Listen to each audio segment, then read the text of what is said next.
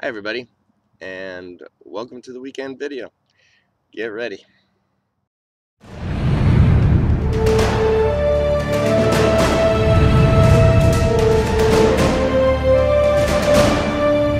everybody. Just want to briefly comment on this past Thursday's Powercast because it was a really great show. It was one of those epic shows. Had a lot of great comments on Facebook about it, and I'm going to get to one person's comment because it was really cool. Um, in one segment of this past week's Powercast, Barris went over the 7 letters in Revelation to the churches in Asia, and basically pointed out that they were being rebuked for their works and they were being scolded and told to return to the works of the law. It's interesting because those are all churches where Paul had been. Paul made a huge missionary trip through Asia, and but this just signifies there was a huge divide between Paul and his gospel and what was being preached by the apostles back in Jerusalem. The apostles in Jerusalem were promoting adherence to the law, and Paul was preaching the abolishment and fulfillment of the law in Jesus Christ. And so this was no small dispute. And Paul, even at one time, maybe he caved into them or he was intimidated by them, I believe, is really what it was.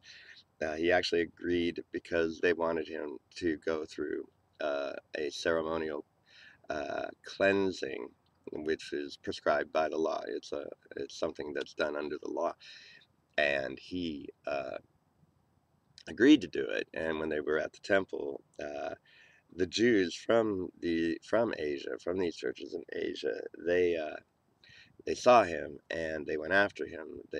According to Acts, they tried to lay hands on him, not in a nice way or a healing way. They wanted to lay hands on him in order to drag him out and kill him. So it was a huge problem, but we do know that this was an issue that caused a huge division between Paul and the rest of the apostles in Jerusalem. Paul even complained in a letter to the Galatians of who bewitched him, and he talked about who bewitched them, and it was men that was sent by James back in Jerusalem to the Galatians to tell them that they needed to start living under the commandments of the law again, and they were making people get circumcised. And Paul said anybody who lives according to even just one law was fallen from grace. And he complained heavily because of the men who came from James who were preaching against Paul's gospel. And then Robert Collier pointed out a really cool thing about how um, uh, this in Acts chapter 21, this whole dispute and the cleansing issue and everything, that Paul even later told King Agrippa that uh, the Jews in Asia had turned against him, and actually they were the reason for creating the problems he was now in, and the trouble that he was having was all due to basically to them. So you can see there was a huge division between Paul and the apostles in Jerusalem. And I strongly recommend that you listen to Thursday's Powercast. It's going to be highly enlightening, very revealing, and it'll give you a better idea of the difference between the gospel of peace versus the gospel of the other apostles.